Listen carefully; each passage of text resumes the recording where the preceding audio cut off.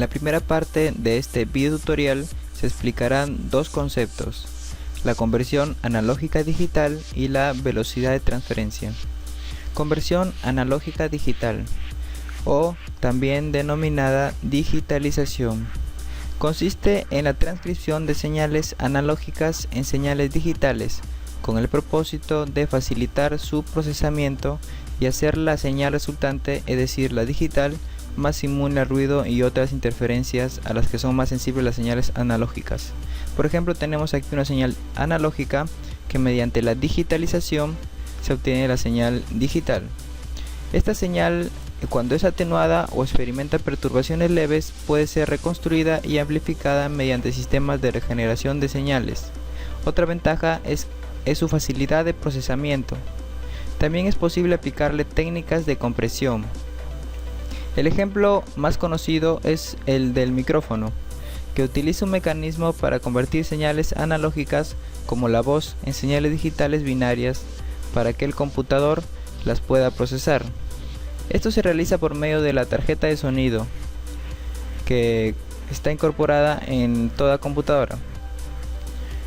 Ahora explicaremos el proceso para digitalizar una señal analógica. Primero tenemos la señal analógica, que puede ser la voz, como antes mencioné. El primer paso consiste en realizar un muestreo de esta señal, o lo que es igual, tomar diferentes muestras de tensiones o voltajes en diferentes puntos de la onda senoidal. La frecuencia que se realiza el muestreo se denomina razón, tasa o también frecuencia de muestreo, y se mide en kilohertz. En el caso de una grabación digital, por ejemplo de audio, a mayor sea la cantidad de muestras tomadas, mayor calidad y fidelidad tendrá la señal digital resultante. Una vez realizado el muestreo, el siguiente paso es la cuantificación de la señal analógica. Para esta parte del proceso, los valores continuos de la sinusoide se convierten en una serie de valores numéricos decimales discretos, correspondientes a los diferentes niveles o variaciones de voltaje que contiene la señal analógica original. Una vez realizada este paso, es decir, la cuantificación, los valores de tomas del voltaje se representan numéricamente por medio de códigos y estándares previamente establecidos. La codificación permite asignarle valores numéricos binarios equivalentes de tensiones o voltajes que conforman la señal eléctrica analógica digital. Durante el muestreo, la señal aún es analógica, puesto que aún puede tomar cualquier valor. No obstante, a partir de la cuantificación, cuando la señal ya toma valores finitos, la señal se convierte en digital. Y ya con la codificación, la señal pasa a código binario para que cualquier dispositivo digital lo pueda reconocer. Ahora explicaremos lo que es la velocidad de transferencia, o también denominada tasa de bits. Define el número de bits que se transmiten por unidad de tiempo a través de un dispositivo de transmisión digital o entre dos dispositivos digitales. Ejemplo, tenemos la computadora y la impresora, que transmiten una cantidad de bits para comunicarse. Esta cantidad de bits le permite intercambiar información tanto de computadora a impresora como de impresora a computadora. Ahora mencionaré algunos factores que determinan la tasa de transferencia. Uno de los factores es el internet, es decir, la velocidad con que se cuente con el internet. También están los tipos de datos que se va a transferir, es decir, que puede ser video o imágenes. También está la topología de la red, cómo es el recorrido de los datos, el número de usuarios de la red, es decir, la carga que tiene. La computadora del usuario también tiene que ver acá, las características físicas del hardware que posee.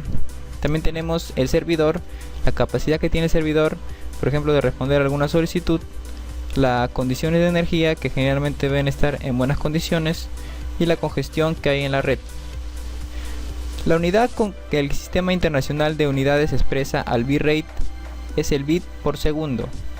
La B debe escribirse siempre en minúscula para impedir la confusión por byte por segundo.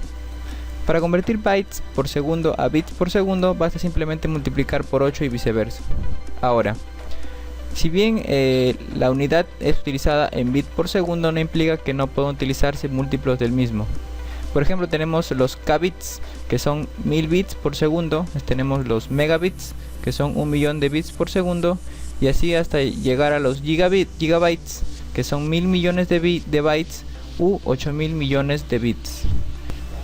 Bien, ahora continuamos con la segunda parte de este video tutorial correspondiente a los dos últimos conceptos. Televisión digital. Se refiere al conjunto de tecnologías de transmisión y recepción de imagen y sonido a través de señales digitales. Un sistema de televisión digital incorpora los siguientes elementos: cámaras de video digitales, transmisor digital y pantallas digitales. Entre las ventajas de la televisión digital tenemos más canales. La televisión digital permite transmitir 4 canales digitales en el mismo espacio que se necesita para emitir un canal analógico. Más servicios. Teletexto digital con más opciones, visión multicámara para acontecimientos deportivos, además de elección de idioma y subtítulos. Mejor imagen y sonido. Aporta una gran calidad de imagen similar al DVD, sin ruidos, interferencias, nieves ni imagen doble.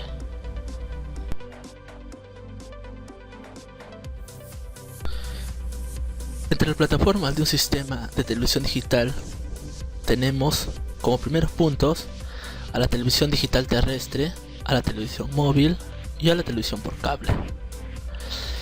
Ambos tipos de plataformas inician su transmisión en un canal de televisión emisor. Esta envía sus señales hacia una red de antenas repetidoras.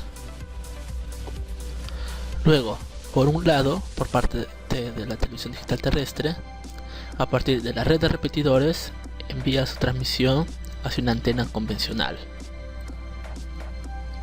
Y de la antena convencional hacia un televisor digital. Luego, en la televisión móvil, su transmisión empieza a partir de la red de repetidores.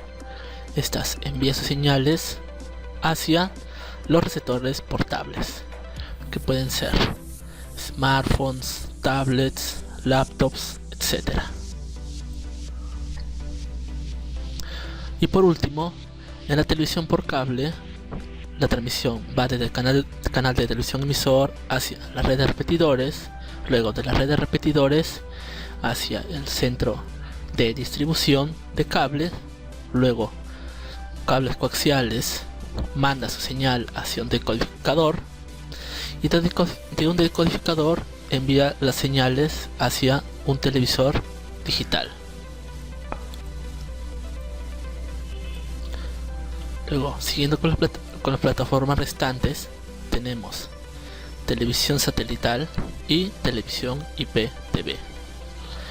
Ambas plataformas inician su transmisión en un satélite de transmisión de TV satelital, el cual envía señales hacia una antena satelital. Luego, por un lado, para la televisión satelital, a partir de la antena satelital, manda señales al decodificador satelital y del decodificador satelital hacia el televisor digital. Luego, para la televisión IPTV, desde la antena satelital manda señal hacia el decodificador de video. Esta manda señal hacia el módem de internet, luego esta se conecta al decodificador satelital y por último manda señal al televisor digital.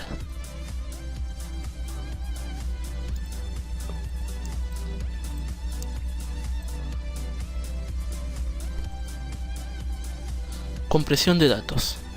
En ciencia de la computación, la compresión de datos es la reducción del volumen de datos tratables para representar una determinada información, empleando una menor cantidad de espacio. Al acto de compresión de datos se denomina compresión y al contrario, descompresión. Conceptos. Redundancia. Datos que son repetitivos o previsibles. Entropía. La información nueva o esencial que se define como la diferencia entre la cantidad total de datos de un mensaje y su redundancia. La información que transmite los datos puede ser de tres tipos: redundante, información repetitiva o predecible. Luego, irrelevante, información que no podemos apreciar y cuya eliminación por tanto no afecta al contenido del mensaje. Básica, la relevante, la que no es ni redundante ni relevante, la que debe ser transmitida para que pueda reconstruir la señal. Teniendo en cuenta estos tres tipos de información, tenemos: primero, sin pérdidas reales, es decir, transmitiendo toda la entropía del mensaje. Segundo, subjetivamente sin pérdidas, es decir, además de eliminar la información redundante, se elimina también la irrelevante. Y tercero, subjetivamente con pérdidas, se elimina cierta cantidad de información básica, por lo que el mensaje se reconstruirá con errores perceptibles, pero tolerables. Por ejemplo, la videoconferencia. Luego tenemos diferencia entre compresión con y sin pérdida. Compresión sin pérdida. Los datos antes y después de comprimirlos son exactos en la compresión sin pérdida. En el caso de la compresión sin pérdida, una mayor compresión solo implica más tiempo de proceso. Un ejemplo de ello sería la compresión de archivos con el software WinRAR. Luego, un algoritmo de compresión con pérdidas. Puede eliminar datos para disminuir aún más el tamaño, con lo que reduce la calidad. Un ejemplo de ello puede ser la conversión de videos de una buena calidad a un formato AVI. Bueno, eso es todo. Gracias.